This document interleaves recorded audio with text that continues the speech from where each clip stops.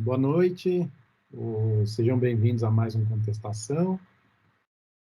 Hoje a gente vai falar sobre um tema que a gente já abordou aqui em um ou no outro momento, mas que requer uma nova discussão de forma mais aprofundada, proposto pelo José, que é o tal da linha tênue entre a caridade e a esmola. Então, após a vinheta, a gente volta com o tema da noite. Fique por aí, acompanhe a gente nas redes sociais, nas plataformas digitais e sempre que possível compartilhe o nosso conteúdo. Até lá.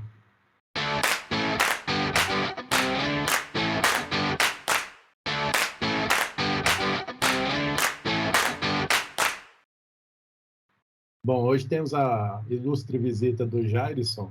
Vamos explorar bastante esse mocinho. Sim. Pensa que vem aqui e só vai ficar aí. Não, vai ter que trabalhar aqui. Pois é, eu fiz umas anotações aqui. Como a gente consegue definir a diferença entre o que é esmola, o que a gente... Porque, pelo que eu percebi, esse termo só existe também no português, né? E o que a Carla me passou outro tema. A Carla faz isso com as pessoas, eu não sei por que ela...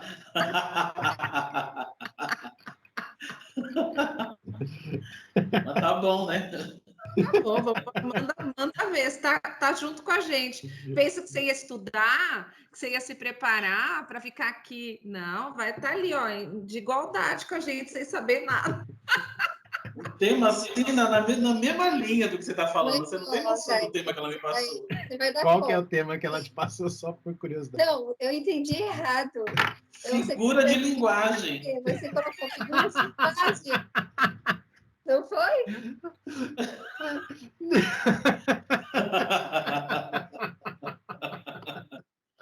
Figura de linguagem. Eu estou aqui viajando na figura de linguagem. Não, então eu posso contextualizar para você, Jairson. Nós entramos numa discussão que era para gravar ontem, aí a Cláudia avisou que não podia por conta da apresentação da filha, aí ficou eu e o José discutindo, vamos fazer, não vamos fazer. Eu falei, José, vamos fazer o seguinte, vamos gravar amanhã, porque daí eu tento convencer o povo de Lorena, que é a Cláudia e o Alexandre, e aí fica mais rico e tal, a gente tenta amanhã. Beleza. E deletei o assunto, fui fazer outra coisa. Passou umas 2 horas, a Cláudia falou assim, amanhã é legal. Acho que dá pra gente sim, vamos gravar. Eu falei, aí, beleza, tá vendo? Se organizar direito, todo mundo transa. Foi isso que eu falei. Aí virou uma confusão, tipo assim, minha mulher não vai gostar disso. Aí o outro, não sei o quê, o negócio foi evoluindo. Aí, para não ficar muito perigoso, eu falei assim, gente, foi só uma figura de linguagem. Não, mas isso. Eu perguntei qual que é o tema de hoje. Embaixo você respondeu figura de linguagem. Eu acho que a gente precisa urgentemente fazer um de comunicação. Não, mas eu topo. Vamos embora. Eu gostei do tema. Faz a abertura de novo, a gente começa. Eu falei, gente, mas vai Jesus assim profundo hoje, né? Vamos figura de linguagem, assim. Eu acho que é figura de... Eu falei, figura de linguagem. Eu gostei, vamos embora. Vamos manipular. E eu aqui, ó. E eu aqui pensando na figura de linguagem, viajando aqui, ó. Não, então vamos. Faz a abertura de novo. Então comece, vai. Siga na figura de linguagem. Deu start. Não, Jairson fica no próximo tema, figura de linguagem. Vai, Jairson, dá um vamos aí pra gente. Vamos aí, que eu gostei da esmola. Eu tô pensando, o da esmola me interessa mais. Tá bom, então vamos.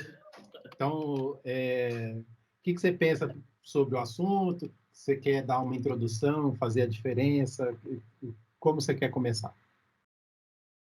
Eu prefiro esperar, né? Não vou Jairo, você me decepciona. Você não é assim, a gente sabe disso. Vamos lá. José, quer começar o tema aí, não? Já que você propôs a linha tênue. Vamos lá. Uma esmola, pelo amor de Deus, uma esmola meu por caridade. Quem conhece essa música, né? Continua aqui com a gente, deixa o like aí embaixo, que é a Esmola do Skank. E só que isso foi em 1900 e... Eu coloquei ela 94, se não estou enganado, que eles lançaram o Calango, né? Acho que foi o primeiro CD deles. Só que 150 anos depois, 150 anos antes, Kardec colocou lá um capítulo inteiro em O Evangelho segundo o Espiritismo, que fora da caridade não há salvação. Ele não colocou fora da esmola. Na verdade, ele fez uma réplica, enfim, coloca o época que vocês quiserem aí, aquela máxima de que fora da igreja não há salvação. Aí ele falou, não, para. É fora da caridade que não há salvação. Mas em nenhum momento ele falou fora da esmola não há salvação. Então acho que essa é a linha tênue. Tem muita gente que chega assim e fala, beleza, vou ali, né, dar o supérfluo às vezes. Que é aquela famosa parábola do óvulo da viúva. Que na parábola, na verdade, Jesus fala, olha, presta atenção, né? Aquela ali contribuiu muito mais, porque proporcionalmente a contribuição dela é muito maior. Óbvio que Jesus não ia chegar em termos matemáticos e falar, galera, vou pegar a renda da viúva, dividir pelo o quanto que ela está contribuindo, proporcionalmente dá X% do orçamento familiar da viúva. A contribuição é óbvio, ele não quis matematizar a questão, até porque não é o contexto. Mas, vamos lá. Essa é a linha tênue. Muitas pessoas confundem esmola com caridade. Aí a pergunta é aí que a gente pode explorar hoje à noite. Até que ponto uma transita para a outra, sai de uma, entra na outra, sai da outra, entra na uma, se há limites de uma, se há limites para outra. É isso que eu quero jogar aí no ventilador. Assim, espremer esse tema até o talo, até te cansar. E vai querer mais. Eu diria que a esmola, no contexto atual dos anos 20, ele está muito ligado primeiro, ao financeiro, né? A coisa física, e ao que você dá meio que por desdém, assim, meio que para se livrar da pessoa, né? Eu não sei se isso é só aqui no Brasil, mas tem essa conotação, assim, você dá uma migalha, né? Apenas para tirar a pessoa da sua frente. Você efetivamente não quer ajudar, né? Ou você não está colaborando em nada para ela, exceto em se livrar dela.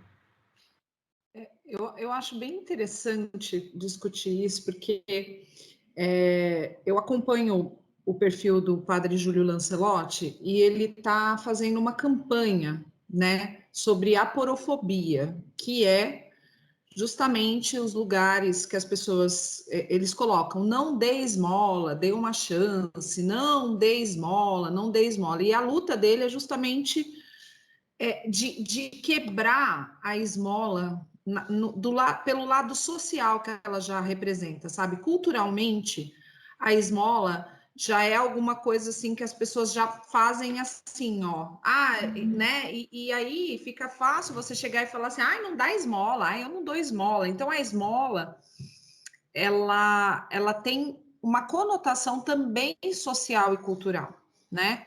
Então, até que ponto, né, a gente dá uma moeda não é uma caridade, né? Será que isso é só da questão da intencionalidade? Ou também já se pega e fala assim, não, esmola é uma coisa ruim. Se você dá esmola, a pessoa não sai da rua, né? Que é essa luta do padre mesmo, né? Quer dizer, parece até que a pessoa quer ficar na rua, né? Você vai viver de moedinha dos outros e tá tudo bem. Então, é um momento que eu acho da gente rever esses conceitos, entender o que é que está por trás disso. O que está por trás disso tem que ser a intencionalidade do que você está fazendo, né? Você vê a viúva, ela era muito para ela e pouco no sentido geral. Mas se a gente fosse pensar, deu uma esmolinha, porque deu pouco, né? Mas aquele pouco representava muito para ela, né? Então eu acho que a gente tem que rever esses conceitos, sabe? Esmola, caridade. Por quê? Porque isso já virou um carimbo social, sabe? E aí as pessoas se aproveitam disso para justificar que, não, esmola não é caridade. E aí, então não pode dar esmola, sabe? Então, assim, eu acho que é uma coisa que tem sido muito levantada e é importante a gente discutir, sabe? Porque às vezes a pessoa precisa mesmo daquela esmola lá, daquele pouquinho que ela não tem nem para comer, gente, né? Então, a gente tem que parar e discutir essas questões. Acho que são assuntos bem pertinentes e quem acompanha o trabalho do Padre Júlio na pastoral dos moradores de rua, né? Eu só acompanho virtualmente, né? Gostaria até de poder fazer mais coisa, mas é muito interessante a forma como ele coloca isso, sabe? Porque faz a gente refletir, né? Refletir muito sobre essas questões. Você realmente você realmente não quer dar esmola porque você quer dar uma condição social diferente para essa pessoa, mas o que você está fazendo, né? E aí ele discute essa questão das placas nas ruas. Não dê esmola, dê uma chance. Mas que raio de chance que você está dando? Né? Porque daí você fala, não faz isso, mas não coloca nada no lugar para poder fazer aquela pessoa, né, ter pelo menos um mínimo de condição de vida, né? Então, para mim, o termo esmola, ele está muito carregado desse negócio de esmola é uma coisa ruim, esmola é negativo. E, na verdade, a gente tem que quebrar isso e entender que o que está por trás é a intencionalidade, não o fato em si, o ato em si, né? E o que a gente faz para não ter que dar esmola e para praticar caridade? Então, o fato de você ir lá e criar um programa social de ajuda, de apoio, é caridade? Mas você dá uma moedinha na rua, não é? Então, percebe?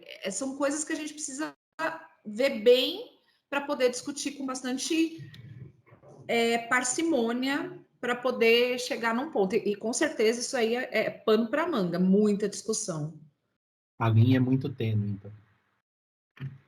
A linha é tênue.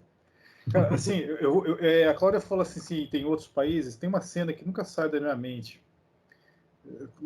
Tá falando aqui no tema, eu tô vendo a cena de novo. Quando a época eu morei no Canadá, isso foi de setembro de 2003 a julho de 2004, então eu peguei o inverno. Quando as pessoas falam, que frio, eu falo, meu, você não sabe o que você tá falando. Que criança, não fala isso. Assim, não ouvi. Eu não ouvi. De conta que gente, é sério, eu já peguei menos 40, a sensação de menos 40 na rua, sabe? E uma das vezes, que eu não foi menos 40 nesse dia, mas com certeza devia estar uns menos 20, qualquer coisa, de sensação térmica, eu tinha uns colegas, que era o pessoal também lá da universidade, que a gente, assim, aluno sabe, né, os macetes, os truques, as dicas, né, de onde comprar as coisas mais baratas. A gente pegava um ônibus que saía, cruzava literalmente a cidade, mas como a gente tinha o passe, então não ficava barato de baldear de um ônibus para outro. A gente saía lá de um lado da cidade, exatamente para o extremo oposto, em Calgary, para comprar, que tinha uma padaria que os pães, assim, que não estavam exatamente no padrão, né, mas que também não era para se jogar fora, eles vendiam a preço de banana, literalmente, tá? Não era preço de pão, mas era preço de banana, e a gente ia lá e comprava. Beleza, um dia a gente combinava de ir lá e comprava, assim, pacotes e pacotes de pães, porque era vários para ir estocar e depois não voltar tão cedo lá, porque imagina, você sair de casa com menos 20, cara, você tem que estar muito afim, você tem que estar muito necessitado. Ou pão gostoso. Não, porque era muito barato mesmo. Era assim, era absurdamente muito mais barato que o supermercado. Cara, aí pegamos um ônibus, aí beleza, fomos lá, compramos os pães, aí na volta, não foi na volta, a gente pegando o ônibus, eu sentei na janela do lado esquerdo do ônibus. Eu estava na janela, foi quando eu vi a cena assim que foi chocante para mim. Eu vi um pedinte na rua, se não falha memória, ele estava acompanhado com um cachorro. Sempre tem um cachorro, né? Impressionante. Tinha um cachorro ali do lado dele, e ele com uma plaquinha, assim, escrito no papelão: Please help me, I'm homeless. E assim, você vê que o cara sequer tinha instrução suficiente, que ele escreveu homeless com S só no final. Então a gente sabe que são dois. Então, aquilo assim me chocou. Eu falei, gente, tem pedinte aqui também. Eu tentei me colocar no cara, que eu tava assim, no ônibus, com frio. Eu, dentro do ônibus, eu tava com frio. Eu fico imaginando o cara ali na rua. Então, assim, aí eu lembro daquele filme que também está entre meus top 5, que é aquele estrelado pelo Will Smith, que ele faz em procura da liberdade, da felicidade, que é, como é que chama? Acho que é Gardner, que é esqueci o primeiro nome dele. Que assim, ele estava com o filho dele, né, e sempre procurando abrigo. Lá eles têm essa estrutura. Muito provavelmente, alguém deve ter ligado para a Defesa Civil e falar: olha, tem um pedinte aqui na rua tal, não sei o que tal, nesse cruzamento da rua tal. Com certeza eles iriam buscar. Porque ali eles têm essa estrutura, o Estado provê essa estrutura de suporte, aquilo que a Cláudia falou, estava falando, mas ajuda como? Não dê esmola, mas dê ajuda. Como? De repente, num lugar que tem essa estrutura, você pegar o telefone e falar: cara, tem um cara. Gente, manda uma viatura da Defesa Civil aqui agora, no cruzamento da rua tal com a rua tal. Lá eles têm. Nós não temos, não são todas as cidades que têm isso. Né? Então, são coisas assim, aí que a gente vê, né? O que é esmola, o que é caridade, enfim. Adiantaria dar uma moeda para o cara ali? Ou mesmo se pegasse um pacote de pão, falar: cara, eu não estou com uma moeda, mas está aqui o pão. É que o ônibus passou ali, né? E o vidro fica fechado, você não tem como abrir o vidro do ônibus. Mas, enfim, deu um desespero ali naquela hora. Não sabia o que fazer ali. E a cena assim, é tão marcante que nós estamos aqui falando 17 anos depois, estou lembrando dela. Eu acho que a gente associa muito a esmola a coisas físicas, financeiras ainda, né? E eu acho isso, estou dando minha opinião pessoal aqui, longe de ser uma verdade. O conceito de esmola que eu entendo é aquilo que para você não faz diferença, né? É como se fosse o supérfluo, não tem? A outra pessoa que vai receber pode não ser, né? E pode não mudar a realidade dela. Pode ser um negócio tão importante a ponto dela não fazer qualquer julgamento por você. E é o que a Cláudia falou, por exemplo, da atitude. A atitude é o que determina se aquilo é bom ou ruim. Mas, por exemplo, se você só dá aquilo que é supérfluo para você, não é necessariamente benéfico, né? E também acho que as pessoas não devem ter, ou não deveriam ter, que a gente, como eu sempre falo, a gente vive na periferia do mundo, né? Então, a gente acaba pagando as coisas duas vezes, inclusive a ação social.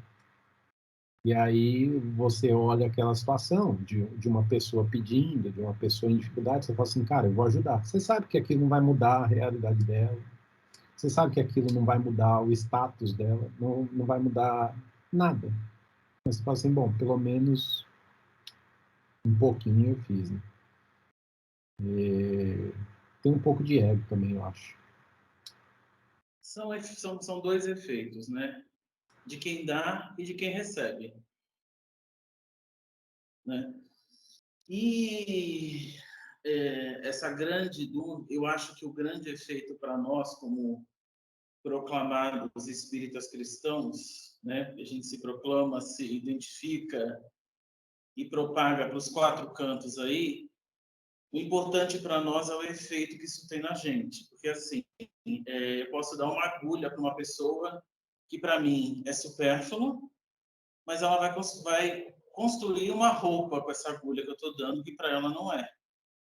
Por isso que existe uma diferença entre o efeito em quem faz e quem recebe.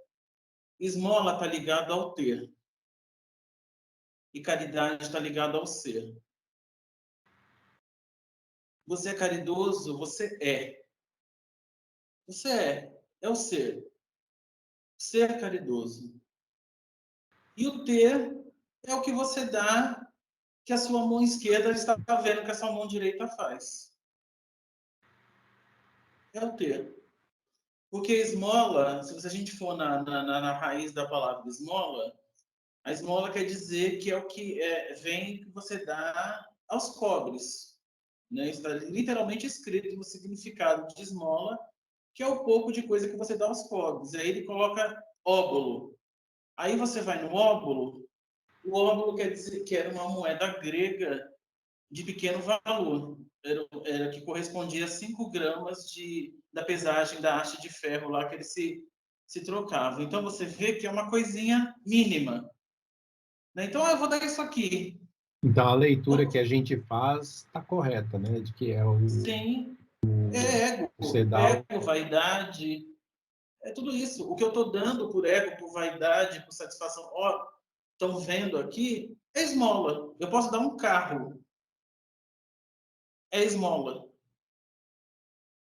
E eu posso dar um pão dormido do meu ser, é caridade.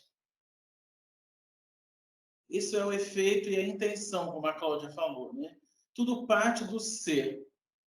A esmola é o ter. A esmola é a caridade do materialismo, do mundo material.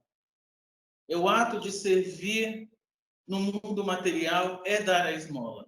Então as pessoas falam assim: nossa, eu dou, eu contribuo no final do ano com uma sacolinha, né? Com uma sacolinha, né? Eu detesto esse inha, em qualquer coisa.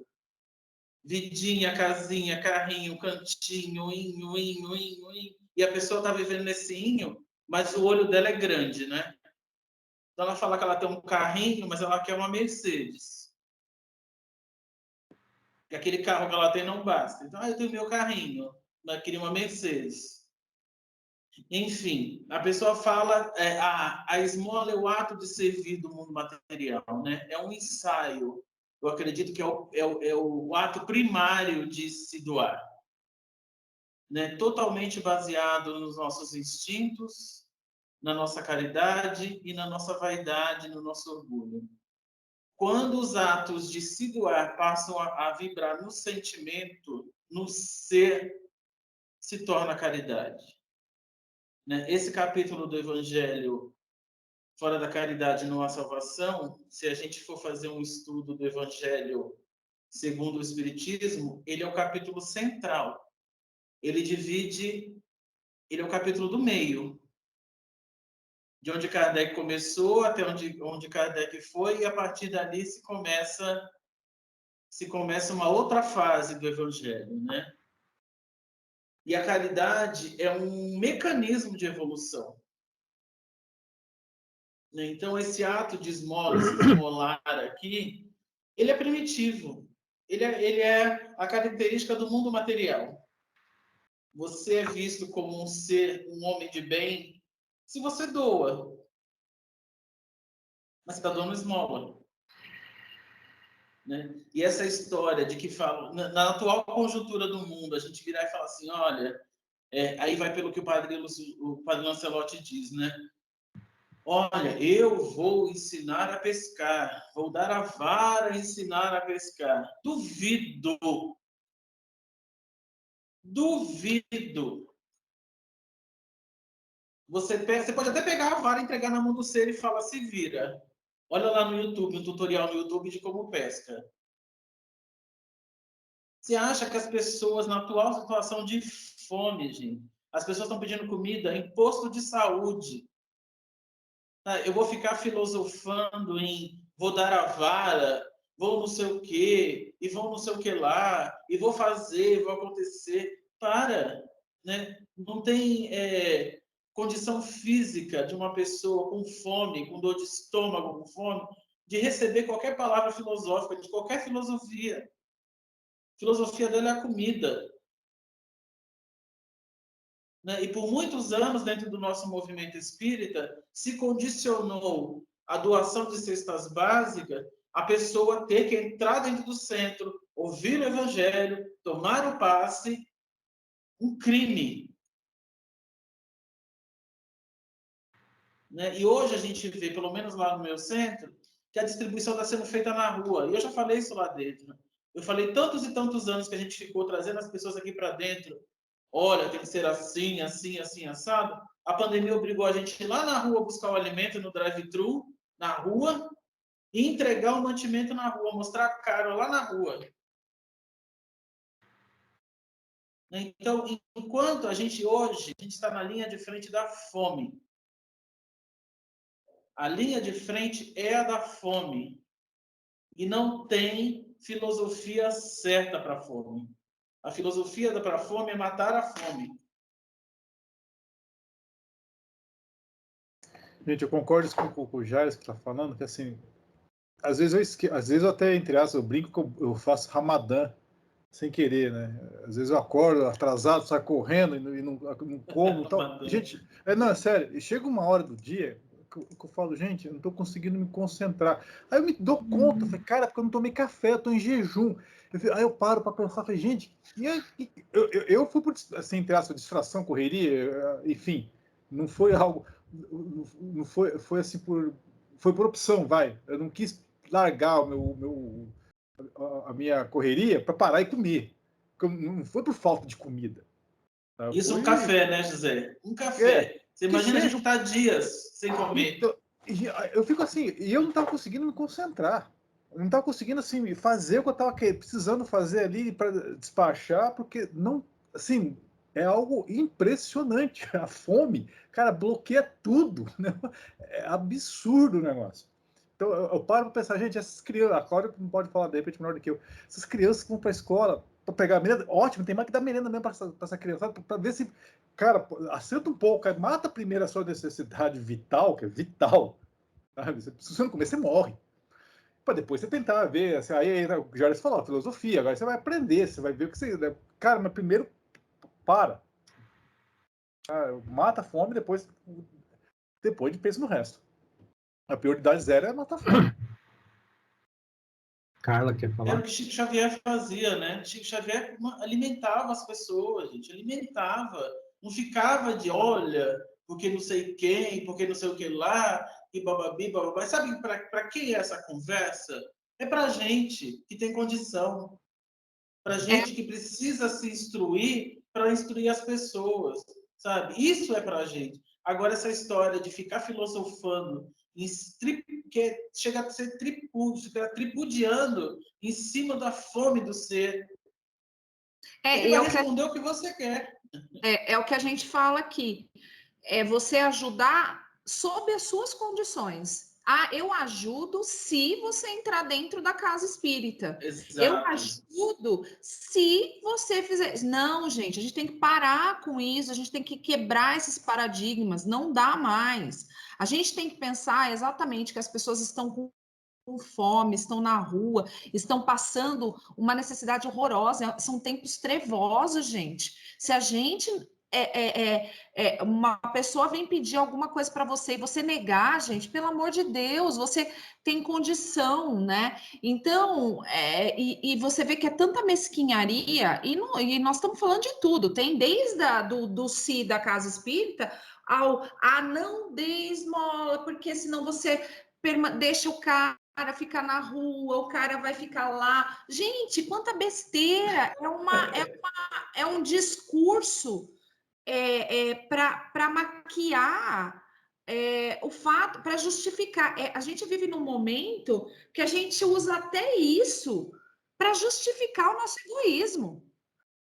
Sabe? Então, eu acho assim, é tão vergonhoso, me dá uma indignação tão grande que eu fico pensando, eu falo, gente, é difícil viver nesse período, porque é tanta injustiça, é tanta desigualdade.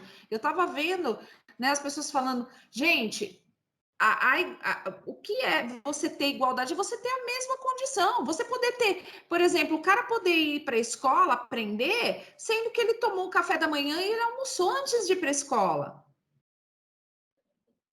Não é o cara que tem tudo, que ele comeu. Eu tenho um aluno que come cereal de manhã, que daí dali 2 horas ele come uma vitamina, ele faz... Meu, claro que esse cara, mesmo que ele tivesse o mesmo professor, ele vai aprender muito mais que aquele coitado que vai para a escola para comer, gente.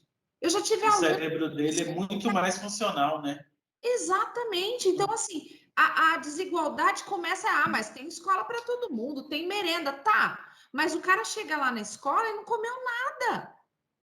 O Zé tá falando, ficou sem tomar café, passou. Eu já nem fico, porque se eu já sei que eu vou passar mal, né? Então, assim, é tanta besteira, tanto absurdo que a gente tem que parar com isso, tem que discutir essas coisas e tem que quebrar essas questões. A gente tem que ajudar, independente de quem, como e onde. Você vai ajudar, ajudou e acabou. Como o Jairson falou, são 2 processos, né? Tem 2 problemas, o meu e o seu. Então, assim, tem 2 coisas, o que eu faço e quem recebe. O que ele vai fazer com o que ele recebe é problema dele. Agora, o que você está fazendo é problema seu, cara. Exatamente. E aí, como que a gente está vendo isso? Como que a gente está fazendo isso, né? Então, eu ando meio revoltada, já sabem, né? Que eu sou uma pessoa revoltada. E o estado de fome é um poder, porque, assim, você manter pessoas totalmente desnutridas, né? Sem uma massa cefálica formada, que não vai pensar, que não vai raciocinar, que não vai agir, você controla muito mais fácil essas pessoas. Muito mais fácil você controla. Né? Elas vão hipnotizadas. Lembra aquele desenho, aquele filme, que o cara fica tocando a flauta e os ratinhos indo tudo atrás? A pessoa tá dando comida aqui, aí vai todo mundo ali.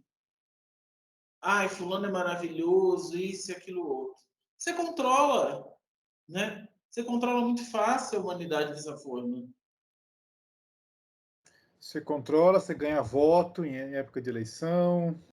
Você controla de várias formas, né? Até a religiosa, né? Olha, foi Deus que nos colocou aqui, né? Foi Deus que nos colocou nessa condição e é Ele que está te proporcionando tudo isso, né? Através desse lugar.